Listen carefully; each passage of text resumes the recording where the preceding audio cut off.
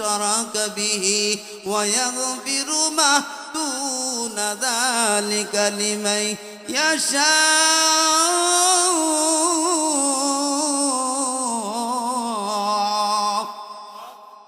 শিরকের গুনাহ আল্লাহ কখনো মাফ করবে না। আল্লাহ কয় আমার ইবাদত করবে, আমার কাছে সাহায্য চাইবে। নামাজের ভিতরেও আমি আপনি আল্লাহর সাথে ওয়াদা করতেছি, ইয়্যাকা না'বুদু ওয়া ইয়্যাকা নাস্তাঈন। আমরা নামাজের ভিতরে আয়াত পড়ি কি পড়ি না? এটা না পড়লে নামাজি হবে না। আমরা আল্লাহর কাছে বলি, আল্লাহ আপনার ইবাদত করি, আপনার কাছে সাহায্য চাই, আর কারো ইবাদত করি না, আর কারো কাছে সাহায্য চাই না।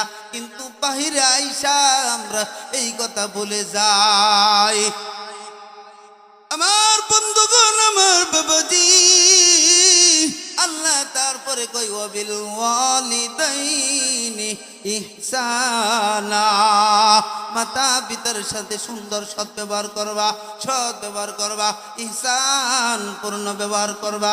কেমন ব্যবহার করতে বলছেন?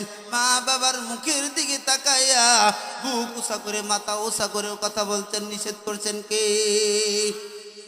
মা বাবার সামনে, ও যুবক, ও ছেলেরা, আমার ভাইয়েরা, আমার বন্ধুরা, মা বাবার সামনে আল্লাহ নিষেধ করছেন মাথা উঁচু করে কথা বলতে পারবে না, মা বাবার সামনে মাথাটা নত করে কথা বলবা। এবার আসেন, আল্লাহ কয় তোমাদের আব্বা অথবা আম্মা দুইজন অথবা একজন যদি বার্ধক্যে উপনীত হয়, তাদের খেদমত করবা, সুন্দর ইহসানপূর্ণ ব্যবহার করবা। খবরদার তাদের সামনে শব্দটাও করবা না, কারণ বাবা মা বৃদ্ধ হইলে বাচ্চা পোলাপান হয়ে যায়, মাতার জ্ঞান বুদ্ধি কমে যায়। তখন মা বাবা একটু কথা বেশি বলবে, একটু প্রস্রাব করে দিবে, পায়খানা করে দিবে। একটু আগে খাওয়াইছো মাছের মাথা দিয়া, কিছুক্ষণ পরেই মা বাবা ভুইলা যায়, কয় খাই নাই তো, কারণ এটা তার বয়সের দোষ। তোমাকে বুঝতে হবে। সুতরাং মা বাবা একটা কথা যদি একবার বেশি 5 বার বলেও সন্তান তুমি কখনো মা বাবার সামনে রাগ করবে তো দূরের কথা, উপশব্দটাও করা যাবে না, নিষেধ করেছেন কে?